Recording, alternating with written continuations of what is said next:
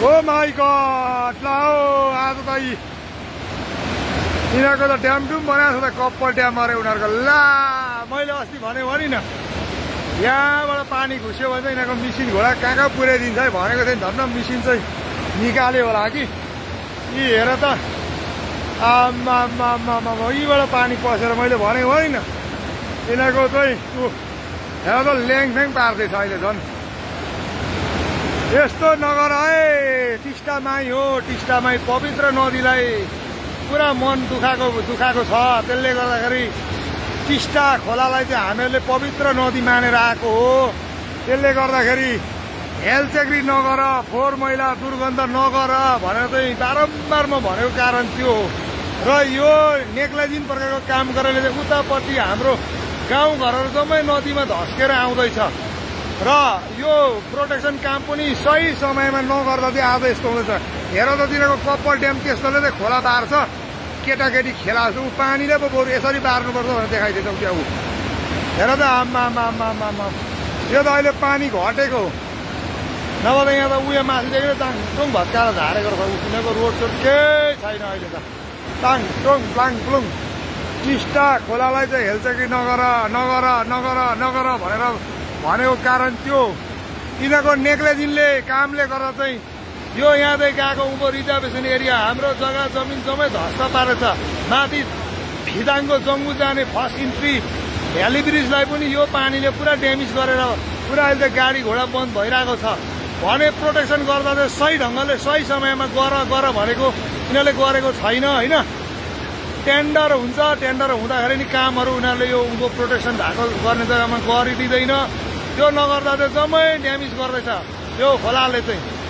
हेलचेक्री काम हुँदैछ पुरा अब चाहिँ सम्झाउँदा भएन भन्छ नि अब चाहिँ हातपात पनि होला जस्तो छ किन भनेदेखि यस्तो खालको हेलचेक्रीले गर्दा हाम्रो गाउँघर जम्मै धस्केर खोलामा झर्दैछ यिनीहरूको नेग्लेजिन काम हुँदैछ यो रिजर्भेसन एरियामा प्रोटेक्सन छैन अहिलेसम्म सब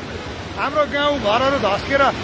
दिनदिनै खोलामा आउँदैछ जङ्गुको त्यो फर्स्ट इन्ट्री भ्याली ब्रिज पनि पुरा ड्यामेज भएको छ यही पानीको कारणले गर्दाखेरि जङ्गुबासीले पनि पुरा दुःख भोग्नु पर्दैछ पब्लिकहरूको दुःख चाहिँ अलिक बुझिदिनु पर्यो नि त प्रोजेक्ट चल्नुपर्छ प्रोजेक्ट राम्रो चल्नु तर सही समयले काम गर भनेर चाहिँ बारम्बार भन्नको कारण चाहिँ त्यो यस्तो नेग्लेजिन प्रकारको काम गराइले चाहिँ हुँदैन साला उनीहरूको इन्जिनियरहरू चाहिँ के हो हामीलाई त यहाँको अनुभव छ मैले भनेको थिएँ अस्ति यस्तो कप्पर ड्यामले थाम्दैन उयो पारिपट्टिको डाइभर्सन टनल खोलेर चाहिँ 1300 कप्पर ड्याम बारेर चाहिँ पानी बन्द गरेर लगाऊ अनि यो एरिया सुक्खा बनाएर चाहिँ काम गर भन्दाखेरि अहिलेसम्म गर्दैन भन्दैन हाम्रो कुरा सुन्दैन उनीहरूको पक्की इन्जिनियर अरे कहाँ तल दिल्ली बम्बईबाट आएको इन्जिनियर सालाहरूको लात लगाएर ठोक्नु पर्ने मुलाहरूलाई त्यसले गर्दा हाम्रो गाउँघर धस्केर झर्दैछ त्यो मुनि अलिअलि कम्पोजिसन दिएकोले गर्दाखेरि उँधो काम नगर्ने होला कि त्यसले गर्दा हाम्रो माथि गाउँ उँभो माथि गाउँहरू धस्केर झर्दैछ अब पनि यहाँदेखि उता पनि उनीहरूले यो नेग्लेजिन प्रकारले काम गर्यो भने चाहिँ पब्लिक सब एकजुट हुनुपर्छ एक भएर चाहिँ सबैको अलिक के गर्नुपर्ने हो सम्झाउनु पर्ला जस्तो छ यो त भएन साह्रै डेन्जर बनाएको छ हेर्नु नि यहाँ रहेछ खोला हिजो अस्तिको दिन शनिबार त मैले यहाँ भिडियो बनाएर हालेको थिएँ होइन यताबाट पानी पस्छ यिनीहरूको जम्मै बिगार्छ भने चाहिँ हालत आज हिजै पानी पसेको बेलुका यस्तो हालत बनाएको छ त्यसले गर्दा उता हाम्रो गाउँघरहरू धस्केर झर्दैछ जङ्गुको